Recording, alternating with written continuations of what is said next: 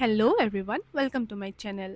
আচ্ছা, আপোনালোকে বাৰু ফিল কৰে নেকি যে আপোনালোকক কোনেও বুজি নাপায় বা আপোনালোকৰ লাইফটো বহুত ষ্টেগনেণ্ট হৈ গৈছে, একো প্ৰডাক্টিভিটি হোৱা নাই আৰু মানে একো কৰিব মন নাযায় আৰু এনেকুৱা লাগিছে যে লাইফটো বহুত মনোটনাছ হৈ গৈছে আৰু কৰিবলগীয়া একো নাই আৰু পঢ়া শুনা কৰি থাকিলেও মানে এনেকুৱা হৈ গৈছে যে বস্তুবোৰ হৈ আছে হৈ থাকক টাইপছ, মানে একো হেপেনিং হোৱা নাই বা একো ভাল নলগা হৈ থাকিলে then you are in the right place. মই আজি আপোনালোকক ছাজেষ্ট কৰিম 4খন বহুত ভাল কিতাপ। আৰু আপোনালোক যদি য়ং এডাল্ট অৰ্থাৎ 18 বছৰৰ পৰা আপোনালোকৰ বয়স যদি 21, 22, 23 বছৰ, তেন্তে এইখন কিতাপে আপোনালোকক বহুত হেল্প কৰিব। এনেকুৱা নহয় যে পিছৰসকলক হেল্প নকৰিব, বাট আই থিংক যে য়ং এডাল্টৰ মাইণ্ডছেটটো অলপ বেলেগ হৈ থাকে। এতিয়া যিহেতু মই 25 পাৰ কৰিলোঁ আৰু মই যদি এতিয়া পিছলৈ ঘূৰি চাওঁ মোৰ 18 বছৰ 20 বছৰীয়া বয়সটোলৈ, মই তেতিয়া বহুত এক্টিভ আছিলোঁ বা মোৰ লাইফটো বহুত বেলেগকৈ চাইছিলোঁ এতিয়া চোৱাতকৈ। চ' দেৰি নকৰি চাওঁ আহক কোনকেইখন কিতাপ। আচ্ছা, ফাৰ্ষ্ট বুকখন হৈছে এইখন, I want to die but I want to eat tteokbokki. এইখন হৈছে বেগ ছেহিৰ আৰু কিতাপখন এগৰাকী চাইকাট্ৰিষ্টৰ লগত এজনী ছোৱালীয়ে নিজৰ কথা ডিছকাছ কৰিছে যে লাইফটোত একো বাকী নাই বা লাইফটো বহুত ষ্টেগনেণ্ট হৈ গৈছে আৰু চাইকাট্ৰিষ্টগৰাকীয়ে তেখেতক বহুত ধুনীয়াকৈ ছাজেষ্ট কৰে কিছুমান এক্সাৰচাইজ কৰিবলৈ।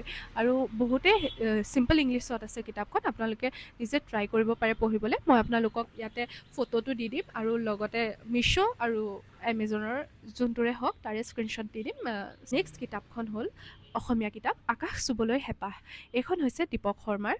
আচ্ছা, তেখেত এজন মটিভেশ্যনেল স্পীকাৰ হয় আৰু এই কিতাপখনো বহুত ধুনীয়া দেই, বহুত ভালকৈ আছে। পাৱাৰ অফ লাভ আছে, দেন কেনেকৈ লাইফটোত হেপ্পী থাকিব পাৰি বিশেষকৈ সেইখিনি কথা আছে, এজন ভাল মানুহ কেনেকৈ হ'ব পাৰি, আৰু লগতে একাডেমিক এচিভমেণ্টে যে চব নহয়, যে আপুনি এক্সামত 100% পালেই যে সকলো পাই গ'ল, সেইটো বস্তু নহয় ন।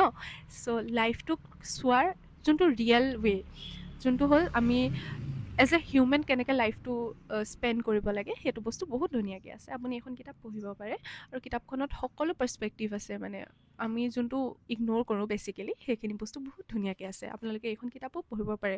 মই এইখন কিতাপৰো এখন ফটো ইয়াতে লগাই দিম।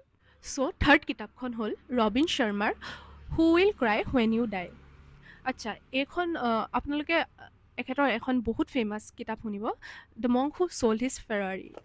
তেখেতেই লিখিছে। এইখন কিতাপ বহুত ভাল কিতাপ।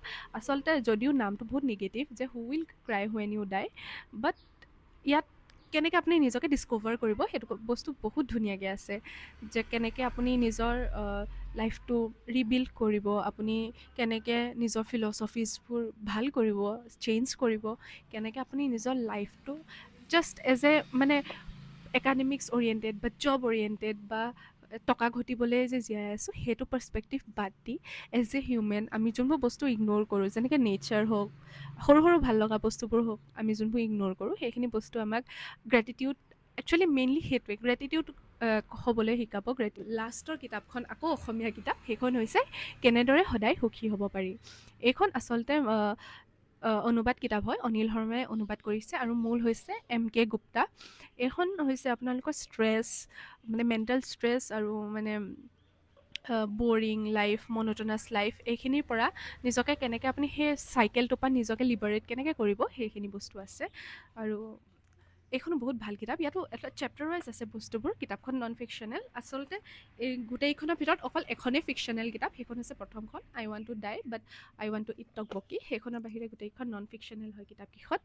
আৰু এইখন সঁচাকৈ লাইফটো আপোনালোকক বহুত বেলেগকৈ চাবলৈ শিকাব। আপোনালোক যদি কলেজীয়া ছাত্ৰ ছাত্ৰী, বিশেষকৈ এইখন মই বহুতেই ছাজেষ্ট কৰিম, বহুত ভাল পাব আপোনালোকে পঢ়ি। আৰু এতিয়া যিহেতু বুক ফেয়াৰো চলি আছে, বুক ফেয়াৰ যোৰহাটত ষ্টাৰ্ট হৈ গ'ল, আপোনালোকে বুক ফেয়াৰতো পাই যাব। অসমীয়া কিতাপকেইখনতো চিয়'ৰলি পাব, ইংলিছ কিতাপকেইখনৰ কথা মই নাজানিম, সেইটো কাৰণে মই আপোনালোকক ফটো ইয়াতে টেগ কৰি দিম, লগাই দিম, আপোনালোকে চাব আৰু পঢ়িব, কিতাপ পঢ়ি বহুতেই ভাল লাগে। আৰু আপোনালোকক যদি এনেকৈ কিতাপৰ ছাজেশ্যন লাগে প্লিজ কমেণ্ট কৰিব।